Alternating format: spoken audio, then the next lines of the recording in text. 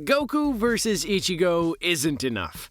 We need to put him up against everyone in Bleach. There are some crazy powerful characters in Bleach, both on the hero's side and the villains. We've got Grim Reaper Samurai, spooky monsters that become Grim Reaper Samurai. As one of the Big Three Shonen, power is the name of the game. But how do Bleach's characters stack up against Dragon Ball's? More specifically, how would Bleach characters do in a fight against Goku? Here's 20 Bleach characters who Goku could totally destroy in a fight.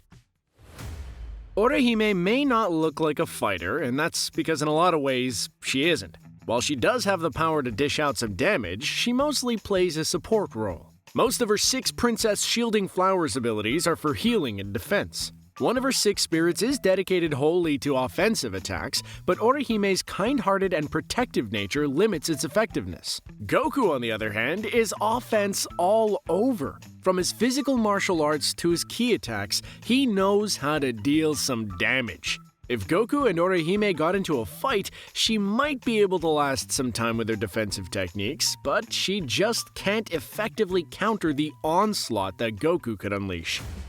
Renji is the lieutenant of the 6th Division of the Soul Society. His sword also doubles as a whip, allowing him to attack his opponents unpredictably from virtually any angle. Renji has one big weakness. His attacks are wide and leave himself open to counterattack. He may have mitigated this weakness by shoring up his flash step skills, but that's not enough to stop Goku. Goku's battle sense is so well refined that he was able to predict hits moves using the time skip technique. It wouldn't take long at all for Goku to find Renji's pattern and exploit it.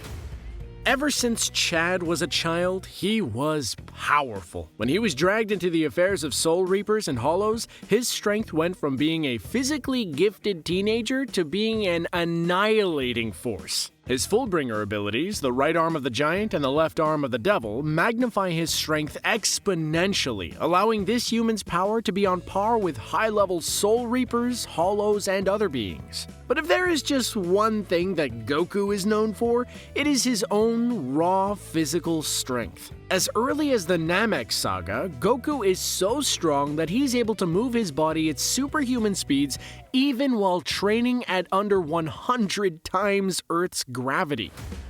Rukia's kinda the one who started it all. Giving her Soul Reaper powers to Ichigo changed his life forever. But how good is she when she can fight for herself? The most powerful asset in Rukia's skill set is her mastery of Kido. Kido are spells that spiritual beings in the Soul Society can use. Soul Reapers often use them to supplement their swordsmanship abilities. Rukia's use of Kido allows her to be extremely versatile in combat. Not only does Rukia know a lot of Kido, but she's good enough to use several high-level ones back to back. But her Kido mastery isn't enough to best Goku. He's been up against magic users before. He's faced Boss Rabbit, Babidi, Majin Buu, and Zamasu. While their tricks may catch him off guard sometimes, he's always able to muscle through the magic.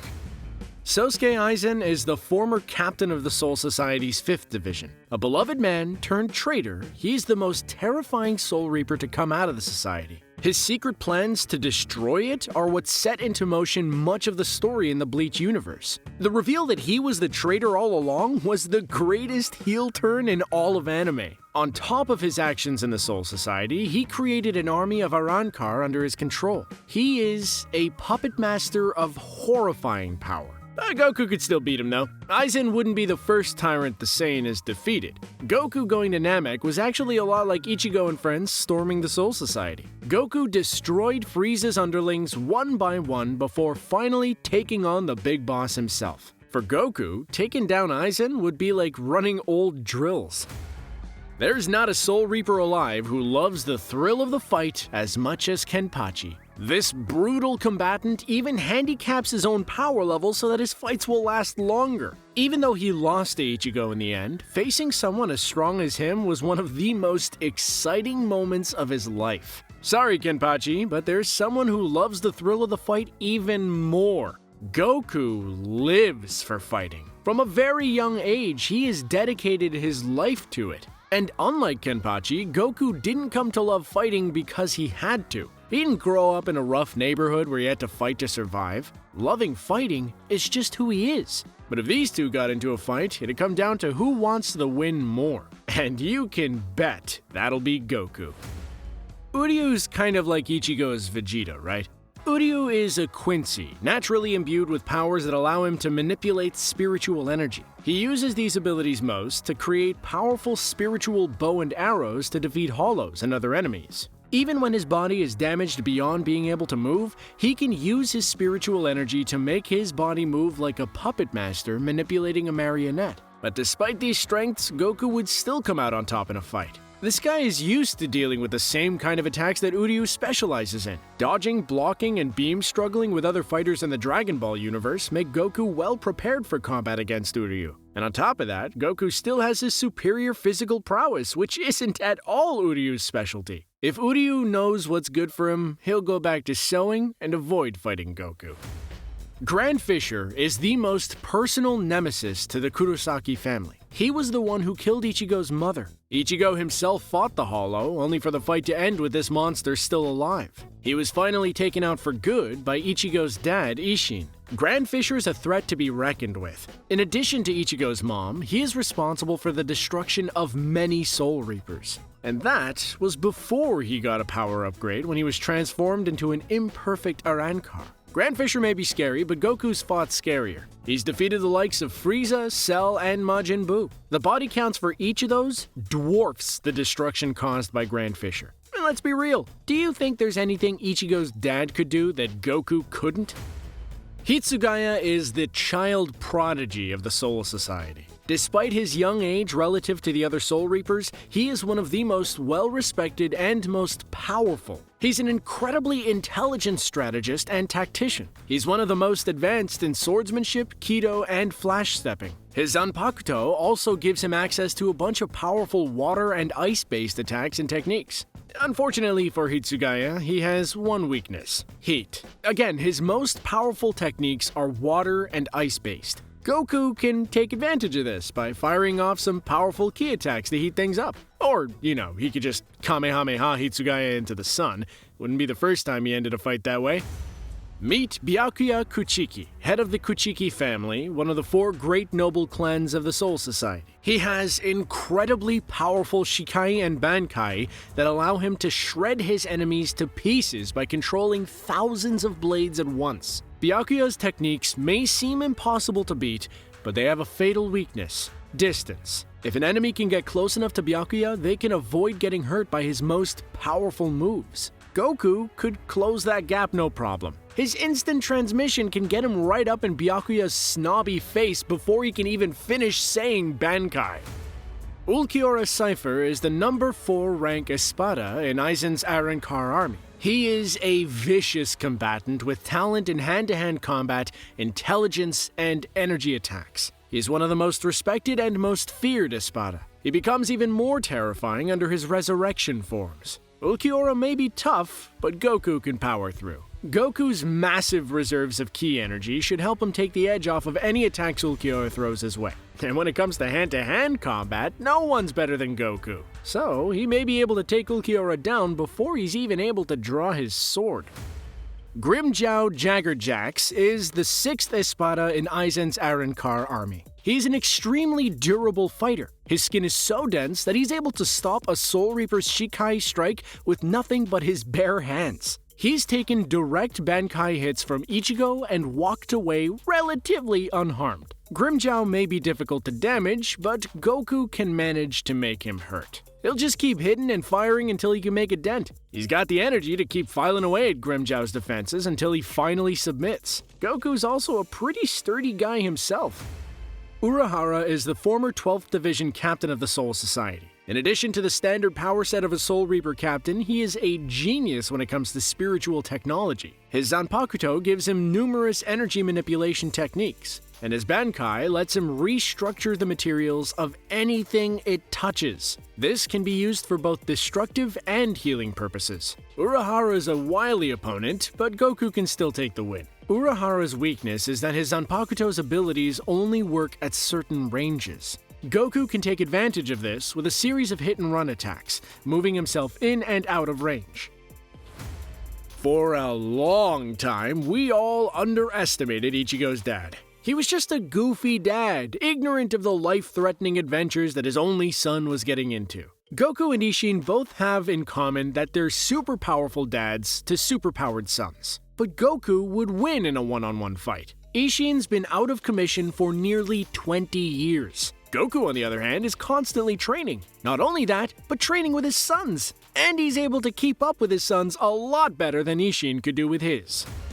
Yamamoto is the oldest of all the Soul Society captains. He is the most experienced swordsman in the entire Soul Society, touting over 2 millennia of combat experience. But that's not all. Flash step, Kido, hand-to-hand combat, tactics, spiritual energy, anything you'd expect of a Soul Reaper captain, he has got 2,000 years of experience with. Yamamoto is basically the Master Roshi of Bleach. And Goku knows Master Roshi more than almost anybody. He was trained by him. Goku learned enough from Master Roshi that he wouldn't fall into the trap of underestimating Yamamoto just because of his age. He'll give him all he's got from the beginning. If you thought hollows were scary before, just wait until you meet Menos Grande. Menos hollows are created when hollows are no longer satisfied with human souls and start eating other hollows. Regenerating enemies are commonplace in Dragon Ball, from Piccolo regrowing his arms to Cell and Majin Buu making complete recoveries from near oblivion. Goku has grown strong enough to take down all of those enemies no problem, so he shouldn't have any more trouble putting Menos Grande down for good. If you're like me, you've had trouble trying to pronounce this guy's name for a long time, but here it is. Yehovah is the father of the Quincy and the son of the Soul King. His blood flows through all Quincy, including Uryū. He is the emperor of the Quincy's hidden empire that has gone to war with the Soul Society. He has powers of spiritual energy and manipulation like any Quincy, but to a much more advanced extent. His strength and speed are off the charts, even for a Bleach character. His ultimate technique, the Almighty, gives him fittingly godlike perception of not only what is presently happening, but all of the possibilities of what may happen in the future. Yehovah may be Goku's most difficult opponent yet, but he could still pull out a win. Much of Yehovah's power comes from absorbing spiritual energy, but he's not the only one who can draw energy like that. One of Goku's signature moves is the Spirit Bomb. With the Spirit Bomb, he can gather enough energy to outmatch what Yehovah can pull together. Yoruichi is a former Soul Reaper captain, part-time cat, and full-time badass. She worked herself up in the ranks of the Soul Society before abandoning it all due to its corruption. But one day, she returned and fought her old comrades to help Ichigo and his friends save Rukia. Yoruichi's biggest claim to fame is her proficiency in using the Flash Step technique. She is so good that she earned the title of Flash Master. Her speed will leave anyone in the dust. Anyone in Bleach, that is. Goku is no stranger to speed. From a young age, he was able to fight at such great speeds that normal humans couldn't even perceive him. As an adult, he has become thousands of times faster and stronger. Yoruichi may be fast, but Goku's one step ahead. Kurotsuchi might not be the most powerful Soul Reaper, but he sure is the scariest. The Soul Society captain is a mad scientist in every sense of the word. He is willing to do grotesque human experimentation on enemy and ally alike. Kurotsuchi may have one big advantage in this fight: Goku's fear of needles. But that isn't enough to win this fight. Goku's faced mad scientists before and came out on top. Just ask Dr. Gero and Dr. Wheelo. Also, Kurotsuchi's Bankai looks a lot like Janemba's first form, and Goku beat that, so I'm counting that in his favor too.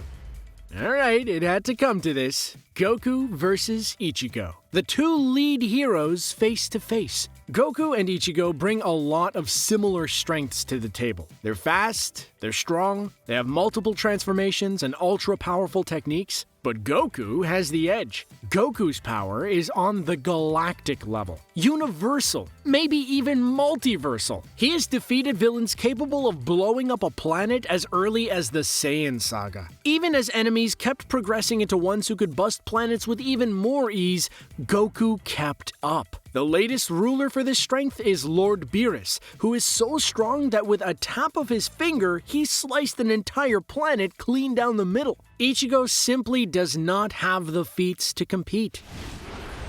Whew, that was a long list. I bet even Goku's tired after all of this. Now all that's left is the real matchup. Who would win, Kon or Oolong?